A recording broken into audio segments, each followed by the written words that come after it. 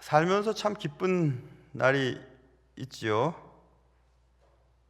여러분 다 그렇게 생각하시겠지만 사람에 따라 틀리긴 하지만 결혼한 날도 좋고 또 여러 가지 자신이 원하는 것들을 이루었을 때 또 좋습니다. 저는 물론 계획되었던 것은 아니었으나 마지막 학위 수여식 때 진짜 기뻤어요. 이제쯤이면 목회를 할 수 있을 것 같아. 이 정도면 계속 공부하면서 할 수 있을 것 같아 라고 하는 그 순간이 있었습니다. 나무갱이라고 하는 이름이 불리고 강단으로 교단으로 올라가서 당대 그 총장님, 지금 은퇴하셨어요, 리차드 마우 교수님을 덥석 안아버렸어요. 너무 기뻐서 이제 공부 마쳤다 싶어서 말입니다. 대단한 건 아니었지만 그땐 그렇게 그런 기억이 있습니다. 리차드 마우 교수님은 저에겐 그런 분이셔요. 제 인생에 가장 기뻤던 날들 가운데 한 날 제게 가슴을 허락했던 남자, 리차드 마우가 기독교 철학자입니다. 그리고 distorted truth라고 하는 왜곡된 진리, 뒤틀린 진리라고 하는, 제가 가끔씩 읽어보시라고 말씀드린 책이 있어요. 얇아요. 되게 얇은데 기독교 세계관에 대한 것들을 명확하게 알 수 있는 매우 좋은 책입니다. 그래, 그 책을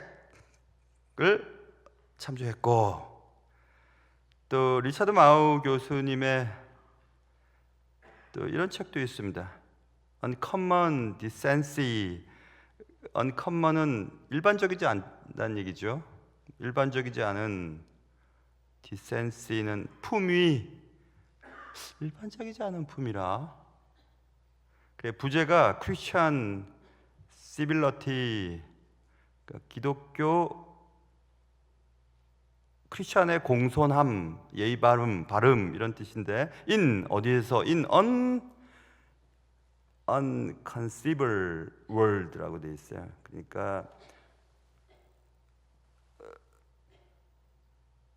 공손하지 않은, 예의 바르지 않은 세상 속에서의 기독교의 공손함에 대해서 이런 얘기거든요.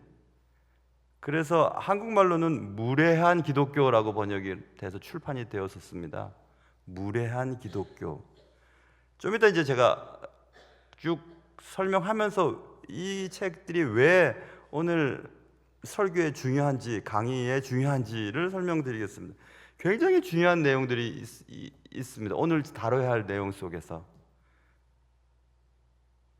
세상이 포악하고 예의 바르지 않고 공손하지 않은 이 세상 속에서 그리스도인들이 공손하게 살아갈 수 있을까?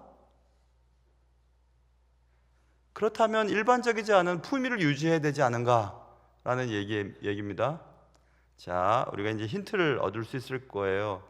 세상이 왜 이렇게 불공평할까? 또 세상은 왜 이렇게 고통스러울까라고 하는 세상 속에서의 그리스도인의 품위를 지킬 수 있을까? 일반적이지 않다는 얘기입니다. 그런 내용들. 또 지난주부터 말씀드린 50가지의 가장 중요한 성경 속에서의 질문이라고 하는 책들, 또 고통에 대한 문제는 C.S. 루이스의 고통의 문제, The Problem of Pain이라고 하는 이 책은 대표적인 책입니다. 불행이나 고통에 대한 것들을 이해하기 위해서는 이런 책들은 읽어보지 않으면 안 되는 책입니다. 고통에 대한 문제, 고통의 문제.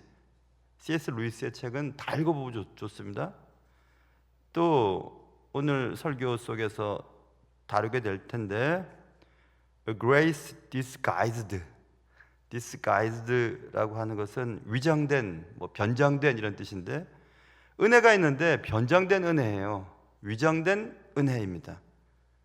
그 부제가 How the soul grows, 어떻게 영혼이 자라나는가, through loss, 상실을 통하여. 그러니까 상실을 통해서 어떻게 영혼이 성장될 수 있는가에 대한 책입니다.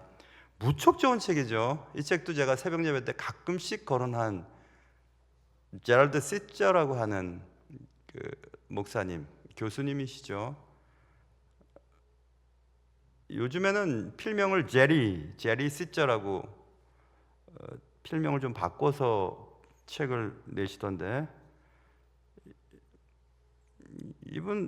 이분은 유명한 제가 나온 학교의 동문이고 아까는 총장님이시고, 아무래도 제가 배운 학교나 배운 분들로부터 영향을 받을 수밖에 없는데, 이것은 하나님 앞에서 울다라고 하는 책으로 번역이 됐어요. 상실을 통해서 우리의 영혼이 어떻게 성장할 수 있는가, 하나님 앞에서 울다. 제가 말씀드린 것들 여러분 기억하시는 분들 계실 거예요. 제럴드 시저 목사님이 인디안 선교를 하시고 주일날 돌아오시다가 술 취한 트럭 운전사와 정면 충돌을 하게 됩니다. 본인이 몰던 밴 안에는 자신과 자신의 아내와 자신의 어머님과 4자녀가 타고 있었거든요.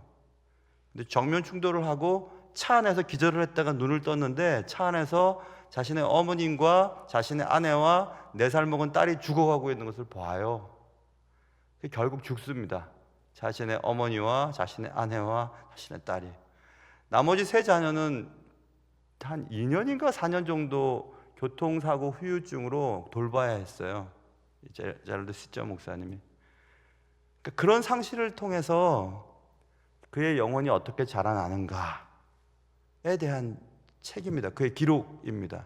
그래서 하나님 앞에서 울다라고 하는 제목으로 번역되어 나왔는데, 이런 책들은 그리스도인들의 고통의 문제를 이해하는 데 꼭 읽어야 되는 책들 가운데 하나입니다. 이런 책들을 읽어야 왜 불의한 세상 속에서, 또 이토록 무례한, 공손하지 못한 세상 속에서 우리 그리스도인들이 공손함을 유지하면서 살아낼 수 있을까에 대한 처절한 고민을 하게 하는 책이거든요. 이런 책들을 쭉 읽어 내려가면서 세상 속에서 던져주는 고통의 문제를 우리가 해결하면서 넘어가야 하는 겁니다. 그렇지 않으면 우리는 아마 미쳐버릴지도 모릅니다. 왜냐하면 왜 세상 속에서 그리스도인들에게도 고통이 찾아오는가? 왜 고통이 비껴가지 않는가? 이런 것들 때문에 그렇습니다. 이런 책들은 기본적인 책들이라고 제가 말씀드립니다. 왜냐하면 제가 학교에서 강의를 하면 2시간짜리 정도 하면 이런 강의를 하나 할 수 있을 텐데, 항상 시간이 모자라기 때문에 이렇게 던져두고 여러분 모자라면 이런 책들을 참조하시라고 제가 말씀드리는 이유고, 그럼 한번 들어가 보겠습니다. 인생은 불공평하다. Life is unfair. 분명히 그것은 모든 사람들이 느끼는 겁니다. 불공평하다. 개인적인 고통, 왜 내게만?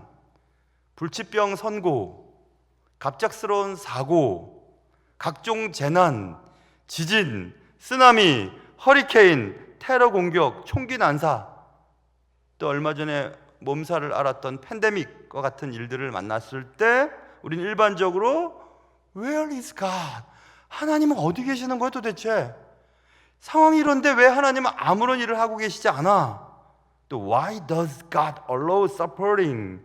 왜 하나님은 이런 고통을 허락하시는 거야? 나에게, 이 나라에, 우리 세상에 왜 허락하시는 거야? 우리 가족에게만 왜 이런 고통을 허락하시는 거지? 라고 하는 질문을 던지면서 Life is unfair.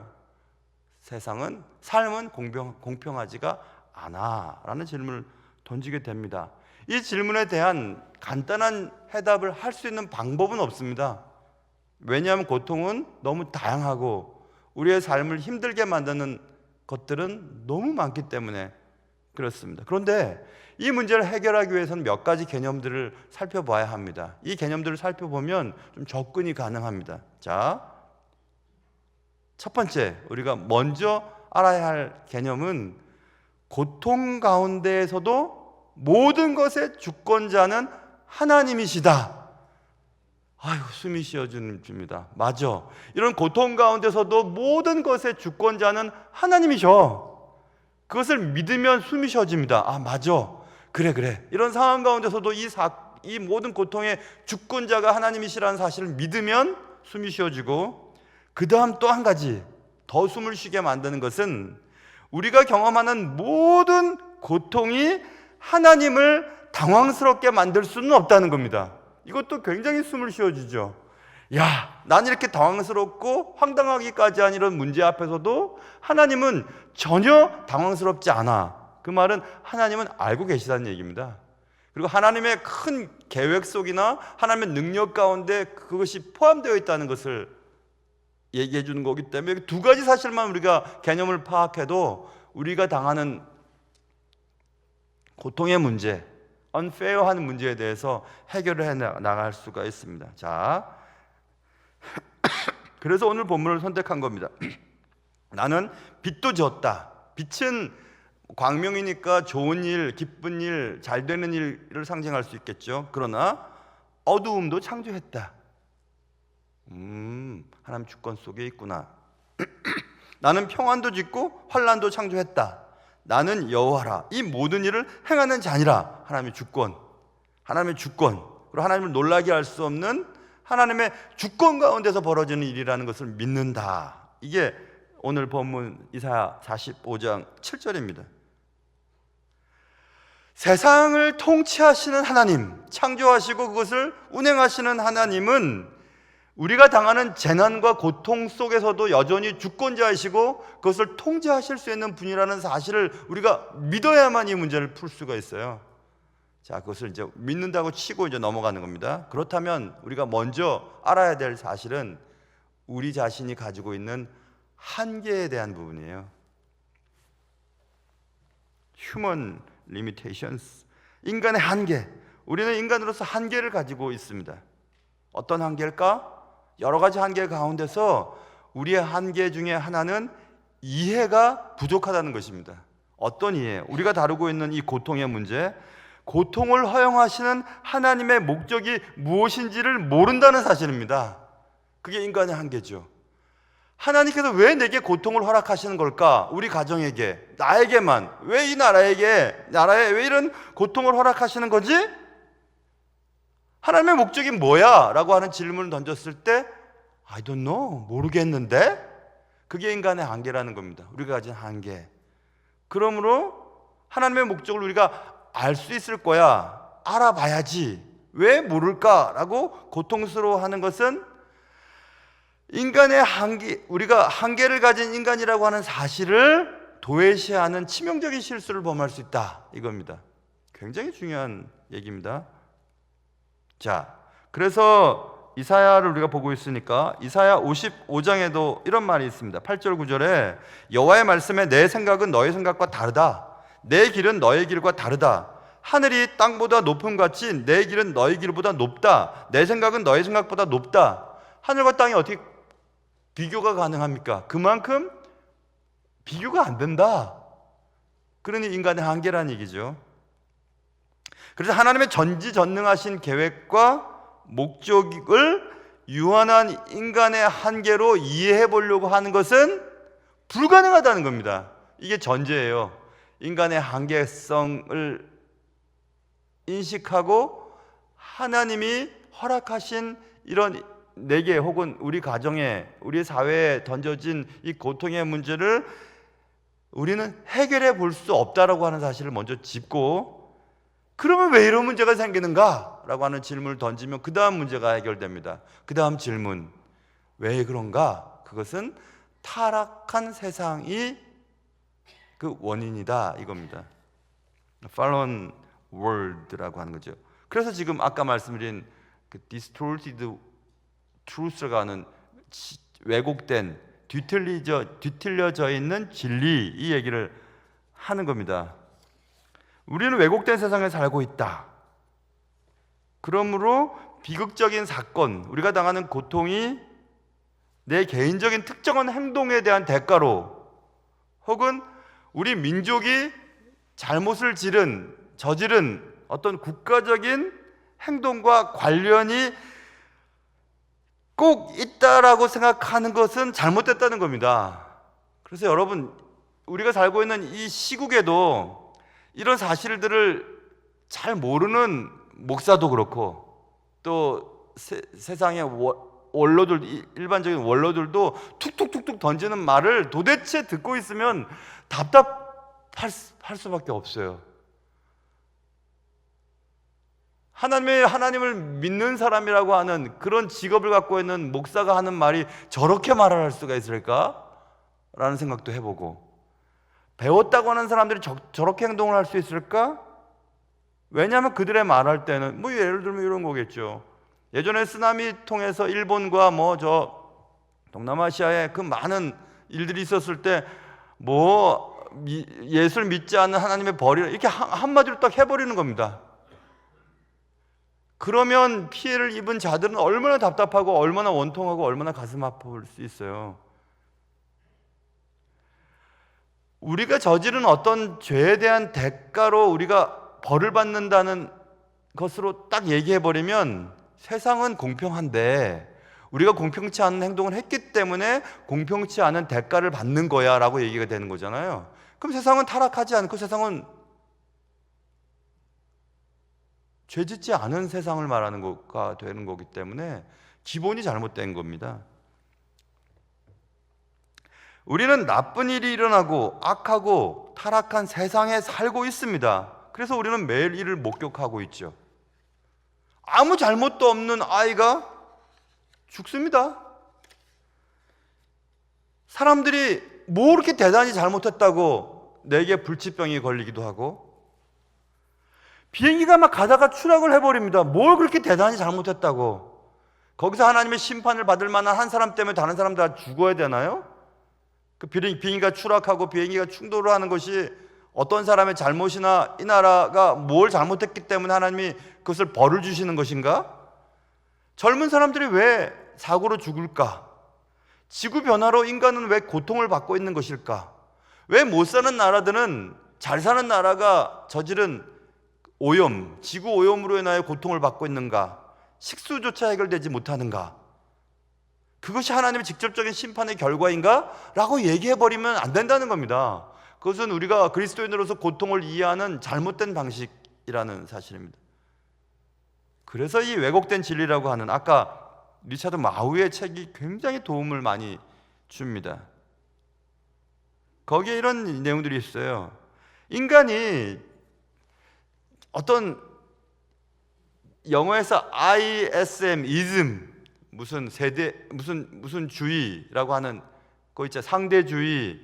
여기 리차드 마우가 얘기하는 것은 각종 주의. 예를 들면 제가 아까 요약해 봤는데요. 세속주의, 허무주의라고 하는, 주의라고 붙는 거 있잖아요. 절대주의, 상대주의라고 하는 ism이라고 하는, 무슨 주의라는 것에 빠져버린다는 거예요. 인간의 역사를 보면. 왜 빠질까? 인간이 가지고 있는 근본적인 두 가지 때문에 그렇다. 그것은 어떤 것에 대한 막연한 희망, 또 어떤 것에 대한 막연한 두려움. 그러니까 희망과 두려움이 어떤 것에 빠지게 만드는 것이라 이겁니다. 상대주의에 빠지기도 하고 세속주의에 빠지기도 하고 인본주의에 빠지기도 하고 이렇게 자꾸 뭐에 빠지다는 겁니다. 그게 다 뭐냐? 주술적인 믿음과 관행에 뿌리를 두고 있다. 여러분, 주술에 빠져 있는 자들의 특징이 뭔지 압니까? 두려움이에요. 그리고 헛된 희망을 품게 합니다. 목사로서 이런 말을 할 수 있을 것 같아요. 세부적인 얘기를 하는 것은 옳지 않으니까 예수 믿는 사람들이 주술에 빠져 있는 자를 잘했다고 박수를 쳐야 되나요? 이건 아닙니다. 근본적인 거잖아요. 그건 근본적인 것. 근데 근본적인 것들을 근본적으로 말할 수 없는 왜 이 시대가 되었을까? 또 개신교 신자들이 왜 그럴까? 헛된 희망 혹은 두려움. 그러니까 기독교 세계관이 없어서 그런 거예요. 성경은 알고 있고 교회는 다니지만 기독교인이라고 말하지만 기독교 세계관이 없어요. 철학이 없습니다. 그러니까 세상을 바라보고 있는 것이 너무 단편적인 것입니다. 뭐에 빠지는 거예요. 뭐에 빠져버리고, 얼마나 기독교인들이 기독교 세계관이 약하냐 하면 사람을 추앙하고 사람의 말에 빠져버립니다. 왜 그래야 되는 거죠? 성경 말씀이 있는데. 그래서 진리를 왜곡시키는 인류 역사 속에서 계속 반복되어지는 메커니즘에 대해서 정확하게 강의 시간에도 말씀하셨지만은 책으로도 이 리차드 마우가 기가 막힌 얘기를 했어요. 그래서 진리가 왜곡됐다는 겁니다. 진리는 뭘 말하는 것입니까? 하나님의 말씀이에요. 하나님이 세상을 통치하려고 하셨던, 원래 가지셨던 하나님의 아이디어가 뒤틀려 있으니까, 타락되어 있으니까, 세상이 뒤틀려 있는데 거기서 무슨 정의와 어떤 좋은 방식들을 엮어낼 수 있단 말입니까? 안 되는 겁니다. 근데 기본적인 그 사실을 알지 못하니까 뒤틀린 세상 속에서 인간이 빠지는 헛된 희망이나 헛된 두려움 때문에 쑥쑥 빠져드는 것에 자꾸 매달리는 겁니다. 얼마나 어리석으면 나치즘은 우리가 생각해 볼 때 그런 엄청난 거짓말이 어딨어. 근데 나치즘에 의해서 독일 사람들이 얼마나 열광하고 얼마나 많은 사람을 죽였습니까? 나치즘, ISM이죠. 그것도 빠져버리는 겁니다. 자꾸 뭐에 빠지는 거예요. 어떤 인류나 어떤 국가적인 어떤 빠짐이 아니면 어느 보살, 어느 도사, 이렇게 자꾸 빠져버리는 겁니다. 자기에게 좋은 말을 주면서 헛된 희망을 갖게 하고, 나쁜 말을 하면 두려움 때문에 무엇을 하게 만드는, 그게 바로 왜곡된 진리 속에서 살아가고 있는 우리 그리스도인들의 맹점이라고 하는 것들을 리차드 마우가 정확하게 지적했어요. 그래서 마우 교수님이 존경받는 학자로 계속 쓰임받는 것은 현대인들에게 중요한 것들을 얘기해 줍니다. 그래서 플로 세미나리에서 20년 동안 총장 역할을 하셨어요. 20년 동안. 대단한 분이십니다. 그만큼 존경받는 분이셨거든요. 그래서 이런 책들을 읽어보면서 타락한 세상 속에 살고 있기 때문에 우리는 그럴 수밖에 없다는 겁니다. 로마서 8장 22절에 피조물이 다 이제까지 함께 탄식하며 함께 고통하는 것을 우리가 알고 있다, 이렇게 써 있거든요. 온 세상이 지금 고통받고 탄식하고 있는 겁니다. 온 자연세계가, 온 세상이. 왜냐하면 뒤틀려 있기 때문에 그래요. 뒤틀려 있기 때문에, 왜곡되어 있기 때문에 그렇다. 그리고 아까 설명드린 무례한 기독교라고 번역되어 있는 uncommon decency라고 하는 얘기했잖아요. 흔하지 않은 품위, 흔하지 않은 품위, 정말 찾아볼 수 없는 품위, 그리스도인이 가져야 될 품위를 찾아볼 수가 없는 겁니다, 이 시대에. 왜냐하면 공손하지 않고 무례하고 예의에서 벗어난 세상 속에서 그리스도인들이 공손함을 유지하려고 하니까 힘든 거예요, 그게. 그래서 기독교가 그 앞에 형용사가 붙었는데 무례한 기독교가 되어버린 거예요, 세상 사람들이 볼 때. 자, 그래서 리차드 마우가 Uncommon Decency 그 책에서 뭐라고 얘기하냐면, 기독교인은 세상 속에서 기독교인답게라는 것은 말씀에 근거한 진짜 그리스도인들을 말하는 겁니다. 종교인이 아니고 진짜 기독교인답게 행동할 수 있을까라고 하는 질문을 던집니다, 리차드 마우가. 그리고 이런 얘기를 합니다. 이 거칠고 다양한 시대를 봐라. 우파와 좌파가 싸우고 있다. 개신교도들과, 여기서는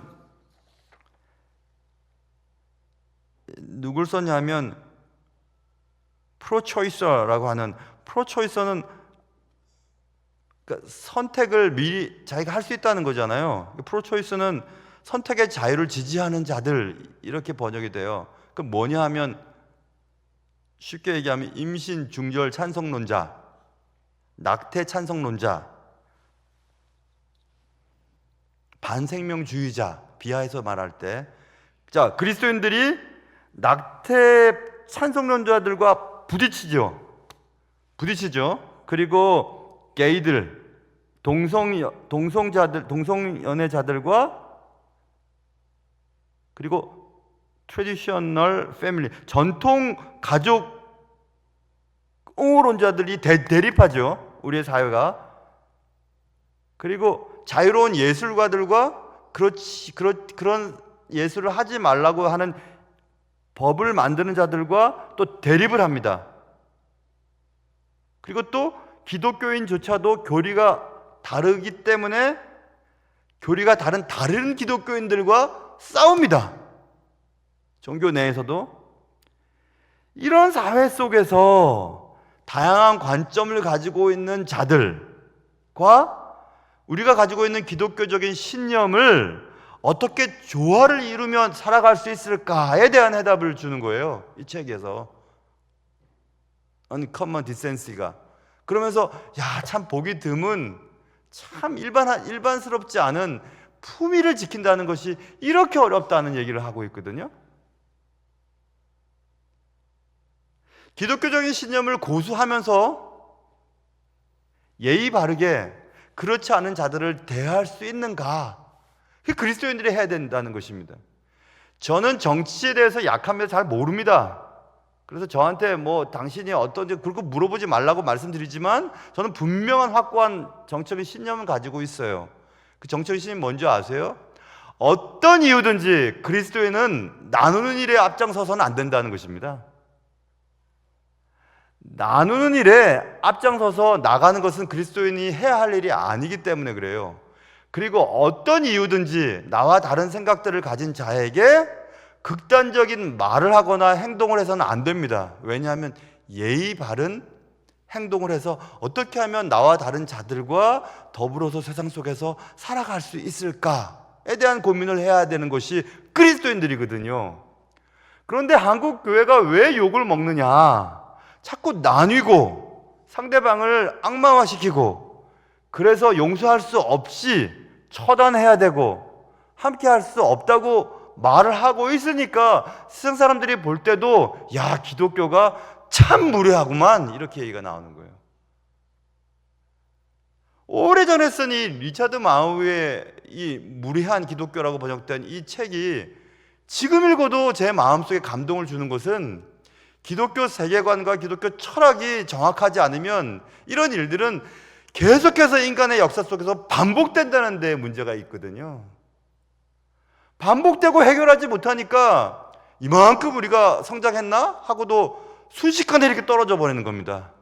또 이만큼 성장했다고 싶었지만 다시 또 떨어져 버리고. 그러니 세상 사람들이 볼 때 저것들 뭐 하는 거야? 이렇게 되는 것입니다. 근데 왜 그럴까? 세상이 타락했기 때문에.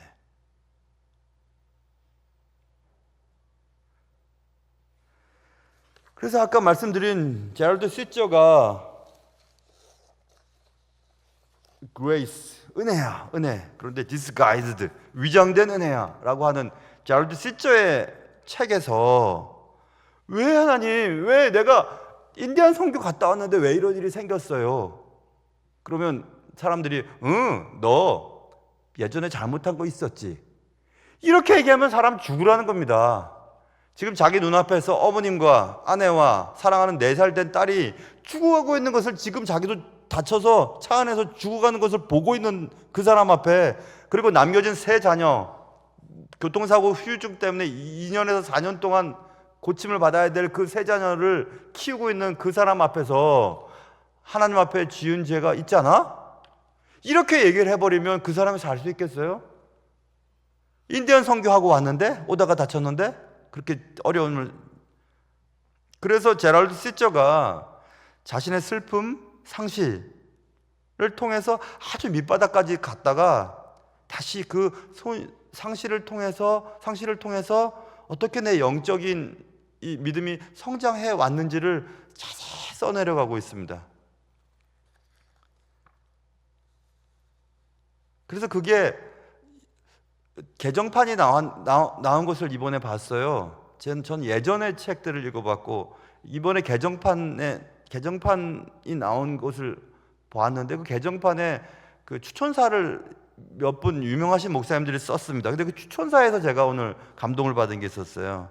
오늘 본 겁니다. 오늘 새벽에 봤는데, 그 제가 가끔씩 말씀드린 릭 워렌 목사님이 그 추천서에 이렇게 썼더라고요. 왜 릭 워렌 목사님, 그 사모님 K 워렌 목사님이 왜 추천서를 썼는지 저는 알아요, 사실. 왜냐하면 몇 년 전에 그 릭 워렌 목사님의 아드님이 권총 자살했거든요. 그거를 어떻게 이해할 수 있겠어요? 세계적인 목사님의 아들인데. 그래서 이렇게 씁니다. 그 릭 워렌과 K 워렌 사모님이 추천서를 이렇게 썼어요. 번역하면 이렇습니다. 우리 아들 매튜, 그 아들 이름이 매튜였습니다. 매튜가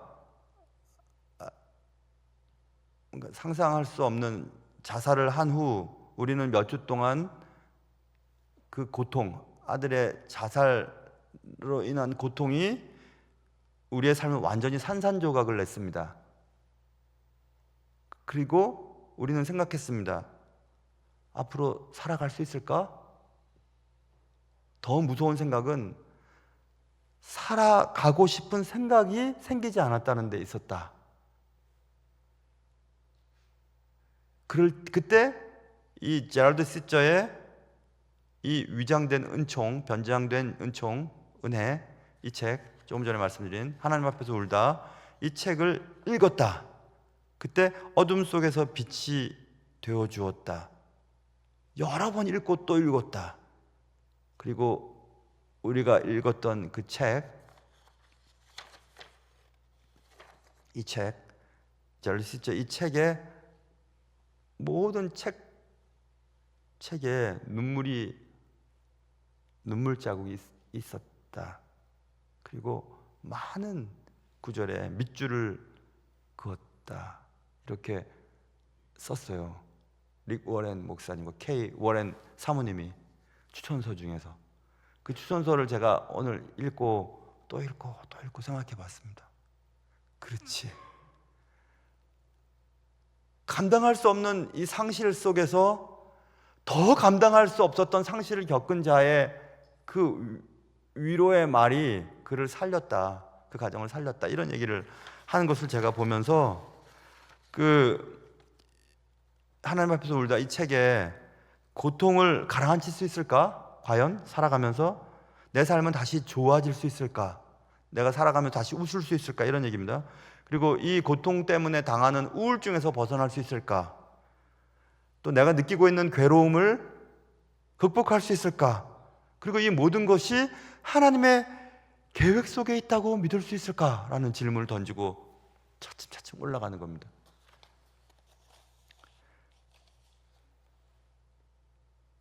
그렇기 때문에 타락한 세상 속에서 그냥 무작위로 당하는 고통의 문제 앞에서 우리는 무엇인가를 붙잡아야 됩니다. 그렇지 않으면 미쳐버릴 것 같아요. 무엇을 붙잡아야 되는가?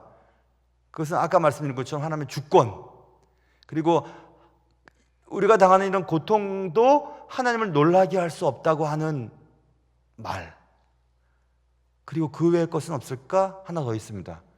그것은 우리가 당하는 고통은 하나님의 알림, God's reminders라고 되어 있어요. 하나님의 알림. 그러니까 우리가 고통을 당할 때 하나님이 우리에게 깨닫게 하시는 도구로서 고통을 사용하시는 경우가 있다는 겁니다. 여러분 잘 한번 생각해 보세요. 고통을 당하기 전에는 알지 못했던 하나님에 대한 지식을 알았다. 난 고난 당하기 전에는 알지 못했지만 고난 당한 이후에 내가 알았다. 그래서 내가 고난 당한 것이 유일하고 말한다. 이 시편 저자가 얘기하잖아요. 욥도 그런 얘기를 했고. 그래서 우리가 잘 알 수 있는 성경 속에서 알 수 있는 구절은 이런 구절입니다. 누가복음 13장에 우리가 잘 아는 내용이 있어요. 사람들이 와서 얘기를 합니다. 아니, 예수님, 저기 말이에요. 망대가 무너져가지고 지나가던 사람들이 18명이 죽었어요. 저 사람들 죄 때문이지요? 질문을 던지면 누가복음 13장에 주님이 뭐라고 하면 망대가 무너져 치워 죽은 18사람이 너희들보다 죄가 더 많았기 때문에 그런 줄 아냐? 아니야. 너희도 만일 회개하지 아니하면 다 죽어. 다 망할 거야. 이런 얘기해요. 그러면서 한 가지 비유를 드는데 포도원에 무화과나무를 심었어. 그리고 그 농부가 열매를 구했지만 얻지 못했어. 그래서 포도원 지기에게 3년 동안 내가 열매를 기대했는데 얻지 못했으니까 저거 베버려라 라고 말했다. 그러자 주인에게 포도원 지기가 한 번만 더, 이번에도 만약에 열매가 안 열리면 그때 찍어버리시죠 라고 얘기를 합니다. 유예가 되잖아요. 찍어버림을 당하는 시간이 1년 유예가 됐죠. 원래는 찍어버림을 당해야 되는데 유예시켰습니다. 그 얘기를 지금 주님이 비유를 6절부터 하거든요. 그 앞절은 아까 말씀드린 망대가 무너져 치워져 죽은 18명의 죽은 사건에 대해서 저 사람 저거 죄를 지은 것 때문에 그렇죠? 아니, 너희들도 마찬가지야. 회개하지 아니하면. 그러니까 회개의 기회를 줬다는 얘기예요. 자, 보세요, 여러분. 비행기 폭발 혹은 뭐 여러 가지 어려움, 뭐 갑자기 뭐 불치병, 뭐 여러 가지 일들로 인해서 우리 주위의 사람들이 고통을 당하고 있는 것을 우리가 볼 때 우리는 저 사람 죄 때문에 그렇구나, 숨겨진 죄의 문제야 라고 말하지 않고 뭐라고 생각해야 되냐면 나도 빨리 회개해야 되겠구나. 지금 내가 그런 일을 당하지 않고 그런 병에 걸리지 않고 그런 어려움을 당하지 않는 것은 내게 회개할 기회를 주신 집행유예기간이구나. 그것 때문에 주신다는 겁니다. 그렇기 때문에 하나님의 알림이라고 하는 거예요. 하나님의 알림, 고통이라고 하는 것은. 이 비유는 하나님께서 우리에게 악을 허용하시고 고통을 허용하시고 못 견딜 환경을 허용하시는 이유에 대한 한 가지 해결책을 우리가 갖게 되는 겁니다. 아, 그렇구나. 왜곡된 세상 속에서도 하나님의 주권은 얼마든지 그 일이 일어나지 않게 하실 수 있지만 그런 일을 왜 일어나게 하셨을까? 그리고 왜 그들은 고통을 당하고 나는 왜 고통을 당하지 않는 것일까? 똑같아. 근데 너는 한 번 더 기회를 주는 거야. 그렇다면 우리는 그런 고통을 보고 저들은 뭐 놀러 가다 죽었어, 이렇게 말할 수 있습니까? 예수 믿는 사람이? 절대 그렇게 말할 수 없어요. 재수가 없어서 죽은 거지 이렇게 말할 수 없어요. 어떻게 그렇게 얘기를 할 수 있어요? 우리 다 똑같은데. 그런 것을 보고 우리는 긴장하고서 회개하고 그런 일을 당한 자들을 나 대신 그런 문제를 지금 그런 어려움을 당하고 있다고 믿는다면 그분들을 철저하게 위로하고 그분들의 손을 잡아주고 같이 눈물을 흘려야지, 어떻게 그분들이 그렇게 고통당하고 있는 곳에서 금식하고 있는 곳에 가서 뭘 시켜 먹고 그런 일이 어떻게 벌어집니까? 그거는 무슨 당의 차원이나 정치적인 차원을 말하는 게 아니에요. 기본적인 인간의 생각들을 말하는 것이고 인간이라면 그렇게 할 수 없는 것입니다. 그렇게 할 수 없어요. 어떻게 그렇게 할 수 있어요? 그러니 우리는 좌나 우나 빨간색이나 파란색 그게 중요한 게 아니라니까요. 기독교인으로서 우리는 옳은 판단을 하고 있는가? 그리고 옳은 판단의 근거는 뭔가? 옳은 판단의 근거는 성경이어야 되는 거거든요. 그 성경을 알아야 옳은 판단을 할 거 아니겠어요? 성경을 모르니까 이런저런 이즘에 빠지는 겁니다. 어떤 인간을 대상화시키고 어떤 말을 추앙하고 어떤 당이나 어떤 사람들과 어떤 정책들을 우상화시켜 버리는 거예요. 자꾸 빠져버리는 거죠. 그러니 흔하지 않은 아주 보기 싫은 사실은 아주 무례한 기독교 그리고 기독교인이 되어버린 겁니다. 이 시대가 지금.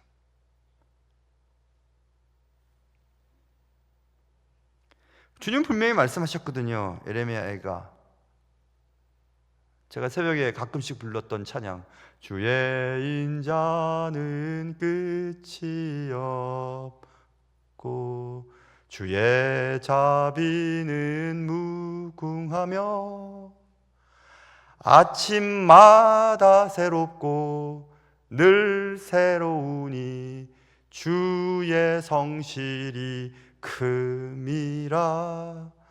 성실하신 주님, 아침마다 주의 인자가, 아침마다 주의 자비가 새롭고 새롭기 때문에 우리가 살아있는 겁니다. 아침마다 주시는 은혜 때문에.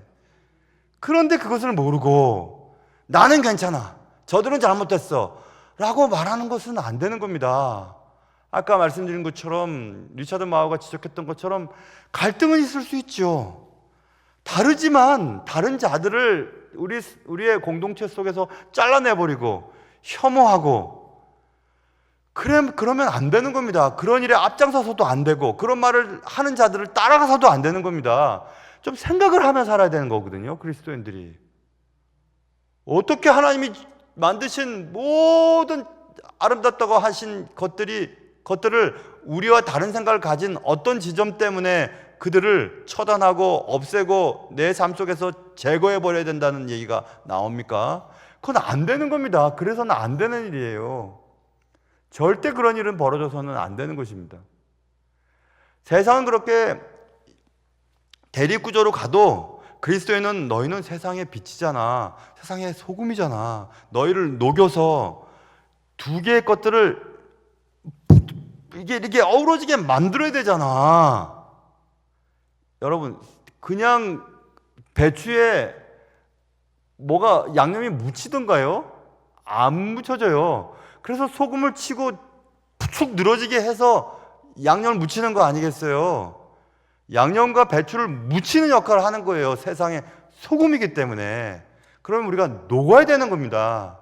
녹지는 않고 오히려 거기서 까칠까칠한 존재가 되면 길거리에 버림받게 되는 겁니다. 세상 사람들이 밟는 거예요.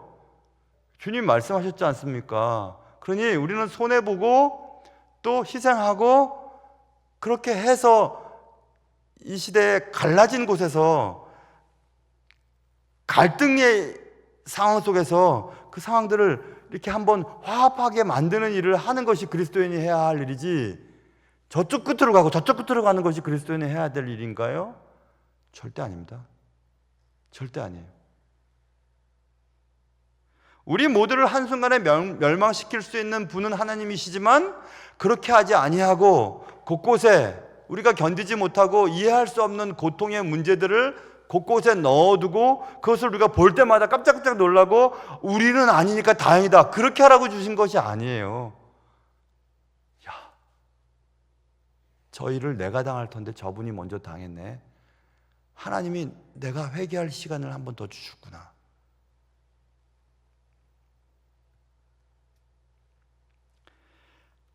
그래서 C.S. 루이스가 고통의 문제, 아까 제가 소개드린 그 책에서 우리 여러분 잘 알다시피 기쁠 때, 즐거울 때는 하나님이 속삭이신다고 말씀하고, 뭐 그냥 평범할 때는 하나님이 말씀하시고, 우리의 고통 속에서는 하나님이 소리를 지르신다, 고함을 친다고 말씀하셨으면 잘 들리도록, 고통의 상황 속에서 하나님의 뜻을, 하나님의 말씀이 잘 들리도록 고통은 하나님의 알림의 도구로 사용된다, 될 수 있다, 이 얘기입니다. 그래서 그것은 it is his megaphone to rouse a deaf world. 아무것도 듣지 못하는 귀머거리 세상 속에서 귀머거리 세상을 깨우는 메가폰과 같은 역할을 하는 것이 뭐냐? 고통이라는 겁니다. 아픔이라는 거예요. 세상이 하나님의 진리에 귀를 막고 있을 때, 세상의 막 쓰나미를 통해서, 뭐 허리케인을 통해서, 이런 것들을 통해서 인간의 아무리 과학이 발달됐어도, 아무리 인간의 지적인 능력이 발달됐어도 이런 거 하나 처리하지 못하는구나라는 것을 깨닫고 하나님 앞에 나아갈 수 있도록, 하나님의 말씀으로 다시 돌아갈 수 있도록 하는 것, 그게 하나님의 고통을 주시는 이유라는 것입니다. 우리의 주의를 환기시키고 슬픔 속에서 우리 자신을 돌아보게 만드는 것. 그리고 우리가 이런 일을 당할 때, 우리가 해결할 수 없는 고통의 문제와 슬픔의 문제를 겪을 때, 그런 비극적인 사건을 통해서 우리가 한 가지 또 하나 깨닫는 것이 있습니다. 아주 매우 귀한 것을 깨달아요. 그것은, 그래, 이 땅에서의 삶이 내 집이 아니구나 하는 것을 깨닫게 돼요. 그래, 여기서 나 영원히 살지 않을 거야. 살 수도 없을 거야. 살지도 못해. 그렇다면 영원히 살 집을 바라보게 될 거 아니겠어요? 그래서 로마서 8장 18절 생각하는 겁니다. 현재의 고난은 장차 우리에게 나타날 영광과 좋게 비교할 수 없도다 라고 하는 고백을 하게 되는 겁니다. 그래, 현재의 고난은 장차 우리가 가야 할 그것과 비교할 수가 없지 라고 생각하면서 영원한 것을 바라보게 만들어주는 도구로서의 고통의 문제가 우리에게 사용되는 것이라는 것이에요. 기가 막힌 해결 아닙니까?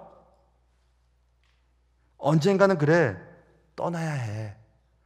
편안하지만 이 세상의 삶이 전부는 아니야 라는 것을 깨닫게 되는 겁니다.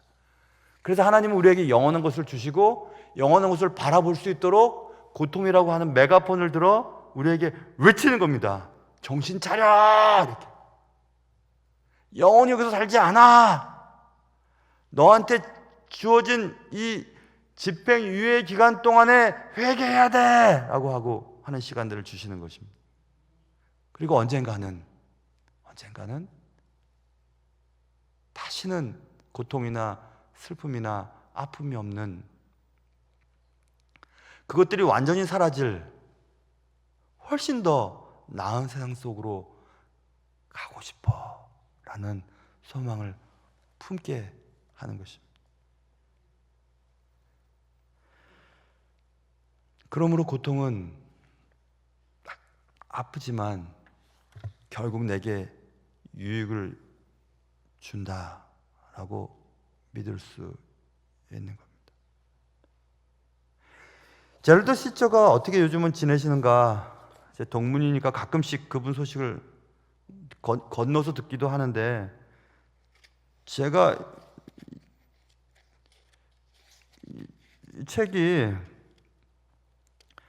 이 책은 안 봤던 책인데 구입을 했어요. 제럴드 시처가 아까 말씀드렸잖아요. 요즘엔 제리 시처라고 하는 제목으로 책을 내고 계시던데, 제목이 우리에게 던져주는 바가 큽니다. The will of God, 하나님의 뜻, as a way of life, 삶의 길 혹은 삶의 방식으로서의 하나님의 뜻. 이해가 되지 않겠어요? 우리가 삶을 살아갈 때 어떻게 살아야 할까? 어떤 길로 가야 하지? 그럴 때마다 하나님의 뜻으로 우리가 돌아가는 것입니다.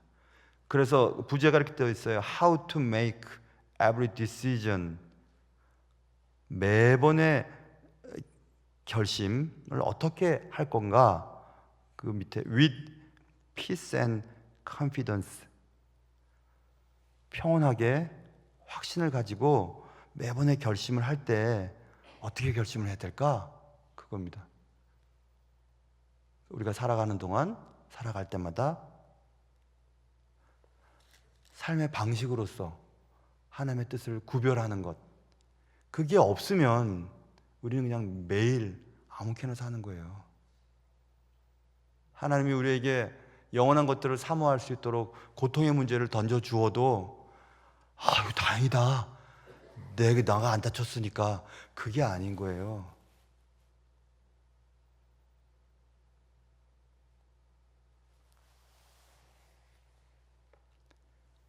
여러분 꼭 기억하십시오. 하나님의 사랑과 하나님의 주권을 믿는 동안에는 우리는 언제나 다시 살아갈 수 있습니다. 꼭 기억하시기 바랍니다. 기도하겠습니다.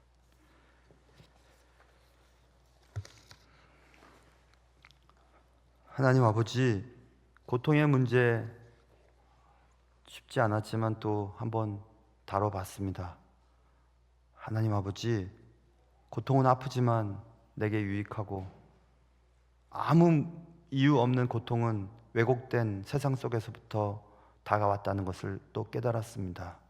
그러나 여전히 온 세상을 통치하는 하나님의 사랑과 주권은 내 삶을 지탱하고 있고, 날마다 하나님의 자비와 긍휼하심은 내게 아침마다 새롭고 새로워서 오늘을 또 삽니다. 하나님 아버지, 살아내게 하시고 살아갈 수 있는 힘을 주시고 영원한 하늘나라를 바라보며 오늘의 아픔과 슬픔과 고통과 눈물을 이겨낼 수 있도록 도와주옵소서.